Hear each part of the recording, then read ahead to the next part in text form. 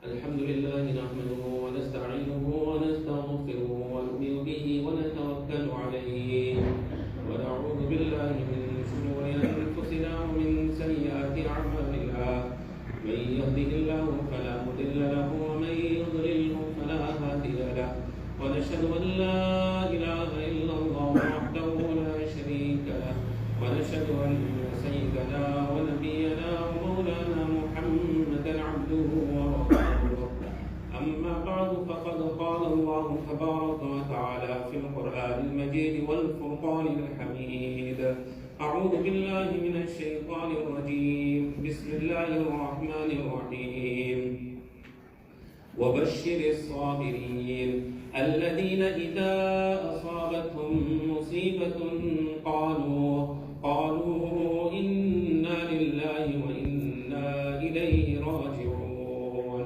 صدق الله العظيم.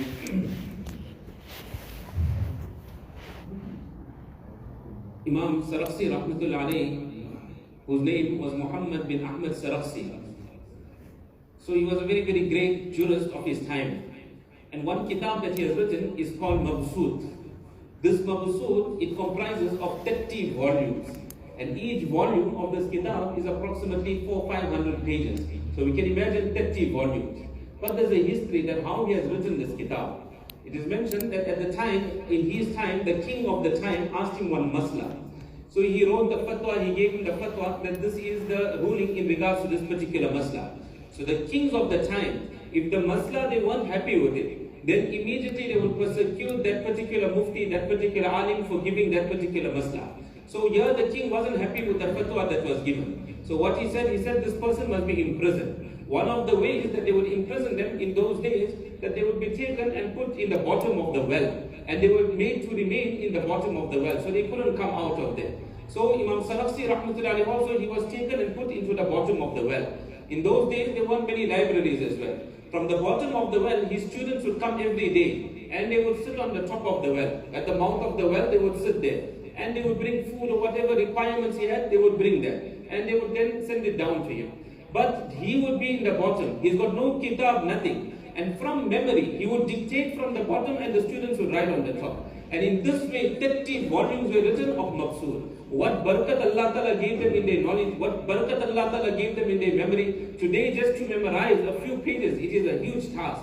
But they have memorized 30 volumes. Today, we don't have time to read one volume. They wrote 30 volumes. They remembered 30 volumes. Allah gave them a lot of barakah. Now, in this kitab, Mabsut Sarakhsi, it is mentioned few masail that I want to mention in regards to salah. So in Mabsut Sarakhsi, it is mentioned that Imam Yusuf rahmatullahi was the first chief justice in Islamic history. The first person that became the chief justice minister was Imam Yusuf rahmatullahi. And in his time, he was the most senior mufti of his time as well. Imam Yusuf rahmatullahi says that ahabbu ilayya, that it is most beloved to me, that it is that a person he recites at the time ayyakula in the iftitahi salah, that he says at the time when he is commencing his salah. What must he say? Inni wajjahtu wajhiya lilladhi fatara as-samawati wal arda hanifa wa ma ana min al-mushrikeen. So he said, this is most beloved to me. It is not something that is wajib, it is not obligatory. Neither is it a sunnah mu'akkada and emphasized sunnah. But it is a mustahab practice. Inna an-nabiyya sallallahu alayhi wa sallam yaqul fi iftitahi as-salah inni wajjahtu wajhiya lilladhi fatara as-samawati wal arda hanifa wa ma ana min al-mushrikeen. When Nabi alayhi salatu wasalam would commence his salah, Nabi alayhi salatu wasalam also used to recite inni wajjahtu wajhiya, used to recite this as well. One time we were teaching the students in the madrasa, his students, we were teaching them how to perform salah. It is extremely important that the practical salah is also taught. So we were teaching him how to perform salah. One student, his father was an alim as well. So he went home and he would discuss. Every time he would come back from that practical lesson, his father will ask him about salah. So his father met me 1 or 2 days later. He said, tell me about this dua. Inni wajjahtu, he was an alim of deen. So he said, tell me about this dua. That what is the hukam of this dua? So I said, I will check it up and I will come back to you. When I checked the kitab of Fatawa, it was mentioned that this is a mustahab. So it is a mustahab. If it is possible, try and recite this at the time when we commencing our salah. Inni wajjahtu wajhiya lilladhi fatara as-samawati wal arda hanifa wa ma ana min al-mushrikeen. Another point that has been mentioned in Mabsut Sarakhsi, something that is amazing. So Allama Sarakhsi rahmatullahi has written, he says that when the Imam commences his salah, then the Imam at the time of Takbir al-Tahrima, he lifts up his hand. But together with lifting his hand, he also said Allahu Akbar. So he says, what's the reason for this? That the Imam, he lifts his hand also and he says Allahu Akbar. Whereas the raising of the hand, it is a sunnah. If a person just says Allahu Akbar and he commences his salah, salah is going to take place, but it is against the sunnah. So he says, what's the reason for this? So look at the in-depth knowledge Allah had blessed the fuqaha with. Allama Sarasti Rahmatullahi Alayhi has written, he said that in the congregation, there could be a person that is blind. The person that is blind, he can't see the Imam raising his hand. So for him, he will listen to the Imam saying Allahu Akbar and he will commence his salah. In the congregation, there might be a person that is deaf. The person that is deaf, he can't hear the Allahu Akbar. For him, he'll see the Imam raising his hand and he will join the salah. What knowledge Allah Ta'ala had given these fuqaha. So this is another masla. Another masla that has been mentioned in Maqsood Sarakhsi is in regards to the feet, the spacing of the feet. Lot of negligence in this particular matter. So here Allama Sarakhsi Rahmatullahi says there should be only 4 finger space. 4 finger space between the spacing of the feet. It shouldn't be anything more than that. Yes, there is a different matter. Allama Shami Rahmatullahi has written that if there's some form of inconvenience, a person, he cannot keep 4 finger space. Maybe because of maybe his size or whatever the case, maybe he has to spread his feet a little more than that. No problem. For that person, he is excused. But under normal circumstances, it shouldn't be more than 4 fingers. That is the maximum that it should be. And it is written that many people complain that they get a lot of waswasa in namaz. Their thoughts run around in namaz. One way of getting concentration in namaz is by ensuring that the feet of a person, they are positioned correctly in salah. Our Shaykh gave an example. He says in today's time when you go to the bank, he says you get electronic doors at the bank. So when a person, he comes to the bank and he enters the door, as long as you're not positioned correctly in some places, the next door is not going to open. You have to be positioned correctly, and sometimes it's only one person that can enter, and then the next door is going to open. So he says exactly the same way. We want the benefit of our salah. We want that concentration in our salah. Ensure that our feet are straight, only 4 finger space. And it should be facing in the direction of Qibla. Not that it is facing in the right, more towards the right or more towards the left, whatever it is. It should be exactly in the direction of the Qibla. So this is another aspect of our salah. Allah Ta'ala give us tawfiq that we should try and correct. And the 4th thing, the last thing that he has mentioned many things, but just 4 things that I wanted to mention. The 4th thing that he mentioned is in regards to the takbir al-tahrima. When we say Allahu Akbar and we commencing our salah, the palm should face in the direction of Qibla. Normally, many people, they make the mistake. They palms are this way. They start Allahu Akbar like this. Or sometimes it is like this. But it should be directly in the direction of Qibla. And a person should bring the thumb up to the earlobe. It's not necessary to touch the earlobe. If it touches the earlobe, that's also fine. But it's not necessary to touch the earlobe. Bring it up to that point, and then a person, he commences his salah. Tawus rahimahullah, he was a tabi'i. He was that person that has seen Sahaba radiallahu anhu. A person that saw Sahabi is referred to as a tabi'i. So he was a tabi'i. Tawus rahimahullah. It is mentioned, Kana Rasul ilmi wal amal. He was a leader of ilm also. Allah Ta'ala blessed him with a lot of knowledge of deen. And amal also, he used to practice upon the knowledge of deen. Not just having the knowledge, but he had the knowledge and he would practice upon it as well. Tawus rahimahullah, when he would start his salah, he would lift his hand and it should go higher than the earlobe. And number 2, when he used to say Allahu Akbar, he used to look up.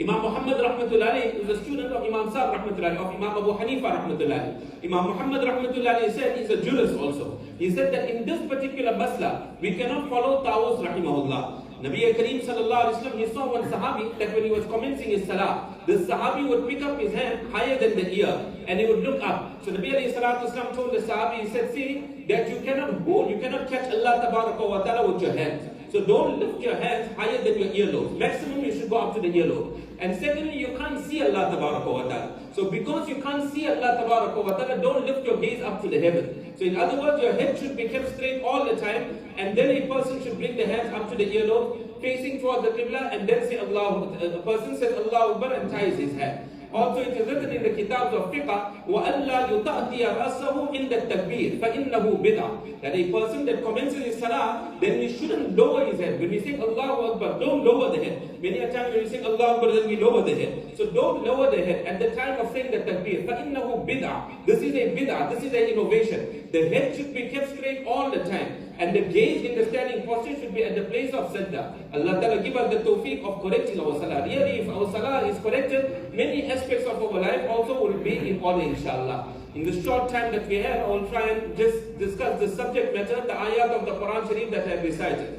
Allah Tabaraka wa Ta'ala, prior to these verses, Allah Tabaraka wa Ta'ala makes mention of the various tests that insan is going to be put through. That various, sometimes it's going to be hunger, sometimes it's going to be a family member you're going to lose, sometimes it is wealth that you're going to lose. So we're going to put you through various tests. After mentioning all these tests, then Allah Tabaraka wa Ta'ala says, وَبَشِّرِ الصَّابِرِينَ, that those people that make sabr at that time of difficulty, at the time of hardship, at the time of adversity, glad tidings be for those people. Who are the sabirin? الَّذِينَ إِذَا أَصَابَتْهُمْ مُصِيبَةٌ, those people that when some musibah, some calamity has to afflict them, they go through some difficulty. At that time, where do they turn their attention? قَالُوا إِنَّا لِلَّهِ, they say, we belong to Allah Tabaraka wa Ta'ala. وَإِنَّا إِلَيْهِ رَاجِعُونَ, and we're going to return to Allah Tabaraka wa Ta'ala. Whatever we had, that was from Allah. If Allah took it away, that was the decision of Allah Tabaraka wa Ta'ala.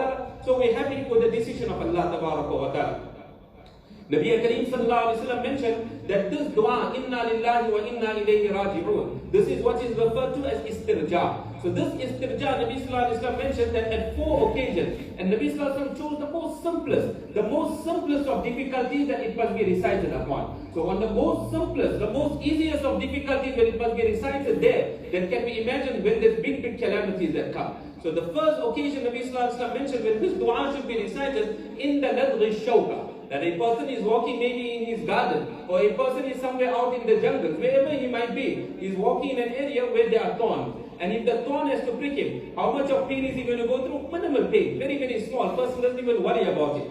So the Bismillah said, in the ladghi shawka, when that thorn has to prick you, at that time also, inna lillahi wa inna ilayhi raji'un. What comes out of our mouth at that time? 4-letter words. Sometimes vulgar words come out. Or a person gets cut, a person gets angry, he meets in an accident, somebody knocked him, that person was in a fall. We come out of the car, we're swearing that particular person. We forget Allah Ta'ala totally at that time. Whereas the teaching of Nabi Sallallahu Alaihi Wasallam is even when that thorn has to prick you, at that time also recite, inna lillahi wa inna ilayhi raji'un. And if you do this, then you are amongst the sabirin. And Allah promises, inna Allah ma'as sabirin. Allah is going to be with you. When you got Allah Ta'ala with you, Allah's help is with you, then what more does a person require in his life? So in the ladghi shawka. The second occasion, Nabi Sallallahu Alaihi Wasallam mentioned that in the lasnil ba'uda, that at the time when the mosquito has to bite you. When a mosquito bites a person, does he really feel pain? No pain that a person really goes through. Except that after that, he has a little bit of scratching here and there. But even at that time, when the mosquito has to bite a person, in the lashin ba'uda, at that time also read, inna lillahi wa inna ilayhi raji'un. What's the consequence? You'll get Allah Tabaraka wa Ta'ala.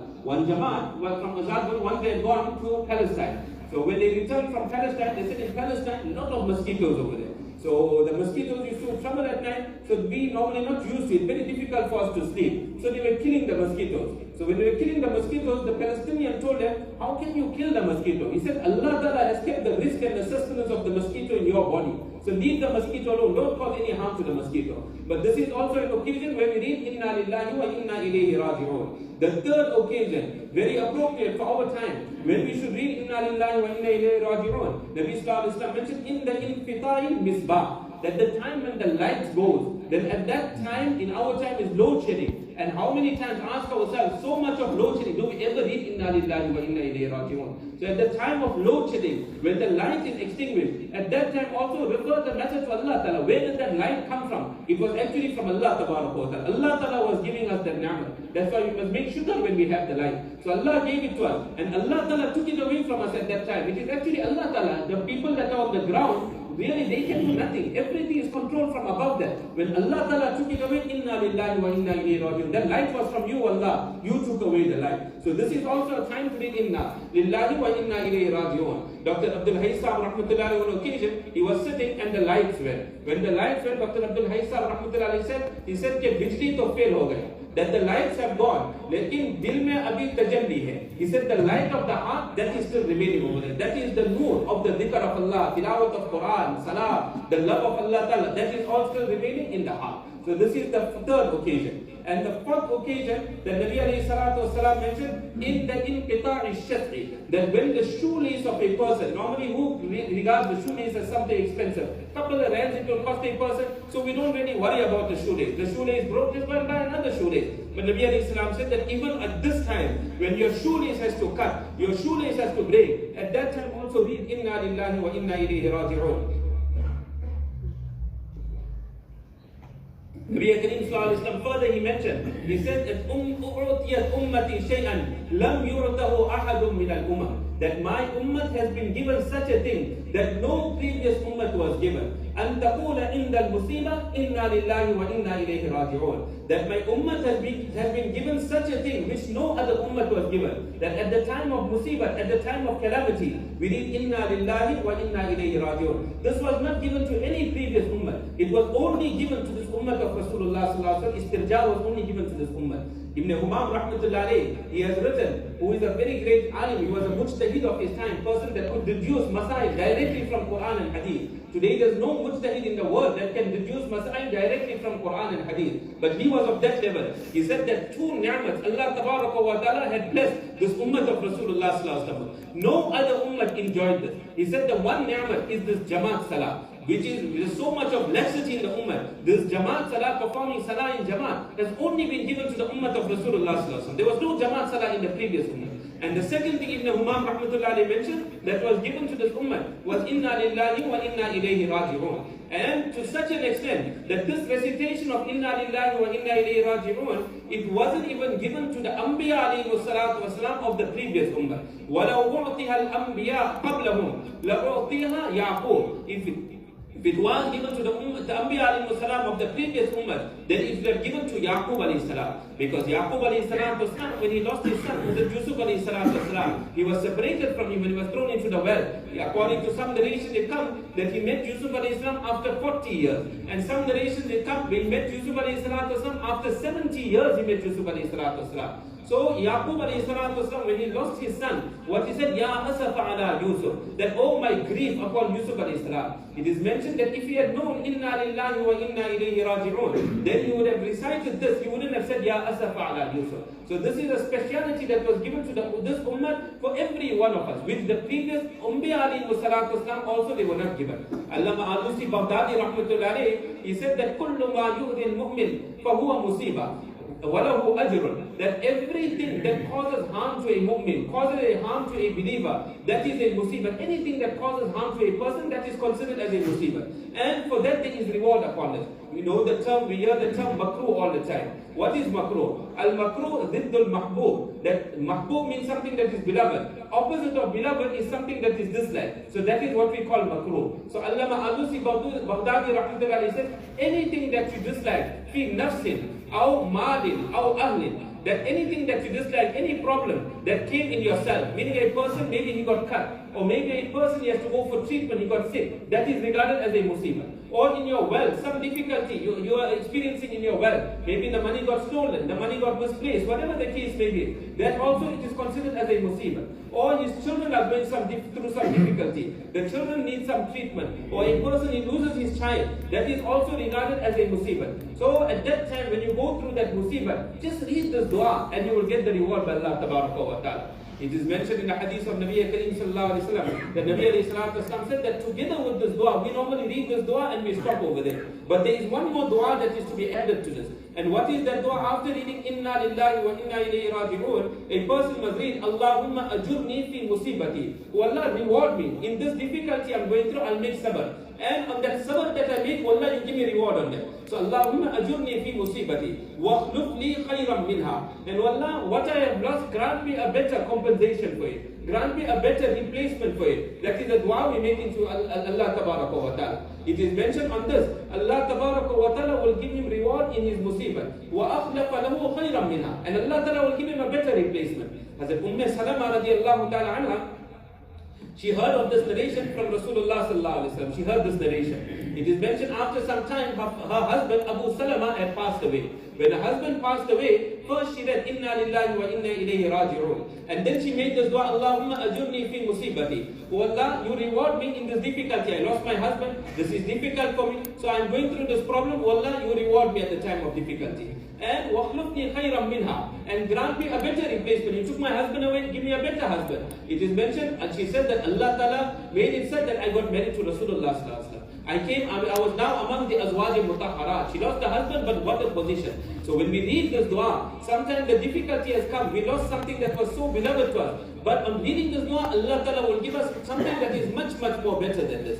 Hazrat Hakim Saheb Rahmatullahi has mentioned, he says that in the Quran Sharif, Allah Ta'ala, this is a point that has mentioned, he said that Allah Ta'ala mentioned in the Quran Sharif that Allah Ta'ala tests people. And sometimes the test of people is by giving them more. فَأَمَّا الْإِنسَانُ إِذَا مَبْتَلَاهُ رَبُّهُ, that Allah Ta'ala tests people, and what does He test them with? فَأَكْرَمَهُ وَنَعَّمَهُ. Allah Ta'ala honors them, Allah Ta'ala blesses them with ni'mat, Allah Ta'ala blesses them with bounty. So many a time when a person is blessed with bounty, he says, I am very beloved to Allah. Allah loves me. That is why Allah Ta'ala is giving me so much. I got one property, I am getting a second one. Allah loves me so much. I got one car, Allah is giving me a second one. I got one shop, Allah is giving me a second one. So Allah Ta'ala loves me.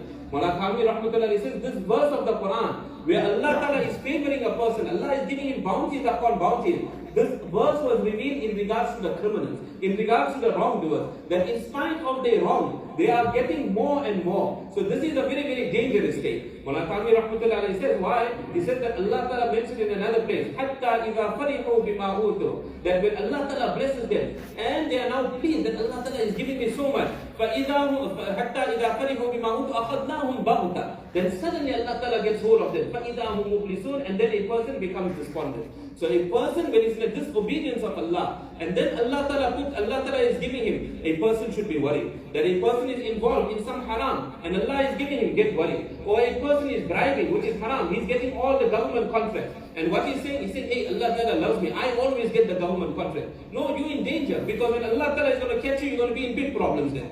So eventually that person is going to get caught. Mufti Muhammad Ilyas Saheb Rahmatullah, he started this work of Dawat and Tabligh. When he started in Mewar, hardly anyone followed Mullah Ilyas Saheb Rahmatullah. Just one or two people, and then slowly this work started growing. When it grew to such an extent that before Mullah Ilyas Saheb Rahmatullah passed away in Delhi, it is mentioned he had so many followers that were already following Mullah Ilyas Rahmatullah. Before he passed away, he called for Mufti Shafi Saheb Rahmatullah. And he told Mufti Shafi Saheb Rahmatullah,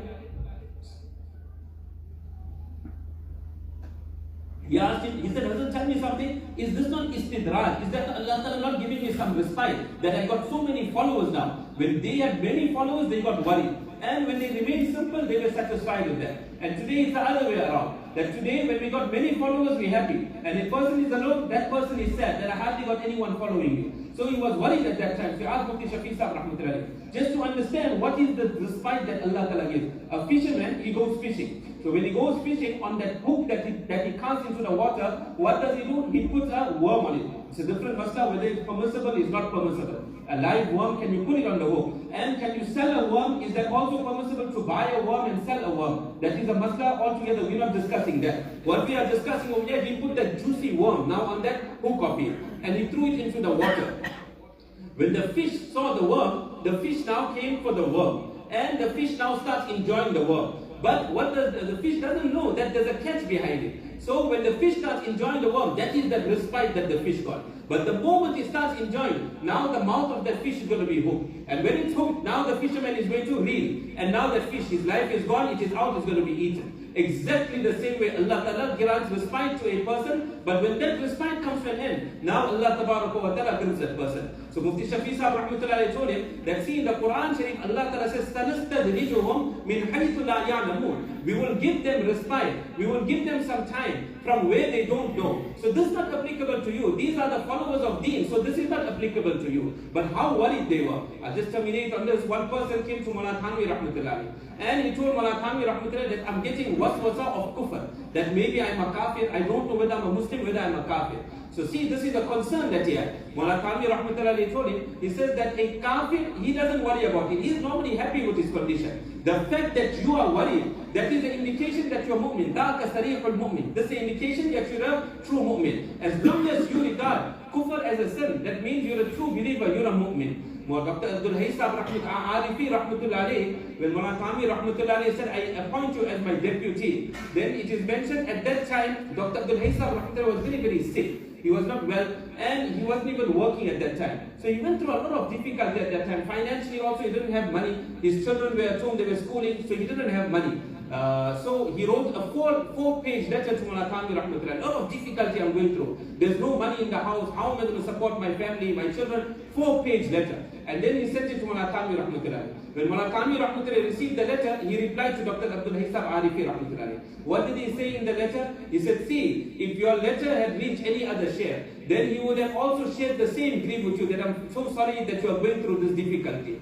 And then he would have said, read this wazifa, read this wazifa, read this wazifa, your problem will be solved. But he said that in this 4-page letter that you wrote to me, he says you only explaining that you got this problem, you got that problem, you got that problem. But nowhere did you mention in that letter that you're enjoying some ni'mat of Allah Tabaraka wa Ta'ala. That I want you to think a little bit, that aren't you enjoying some ni'mat of Allah Tabaraka wa Ta'ala also? So he never shared the grief with him. When the response came back to Dr. Abdul Haysab Arifi Rahmatullah alayhi, he started thinking. And then he said, Ya Allah, that I can still see, I got this ni'mat. I can still talk, I got this ni'mat. I can still hear, I got this ni'mat. I got iman, I still got this ni'mat. We are still eating food, this ni'mat I'm enjoying. I got a wife, I got children. All these ni'mat, I'm coming to the masjid, I'm performing salah.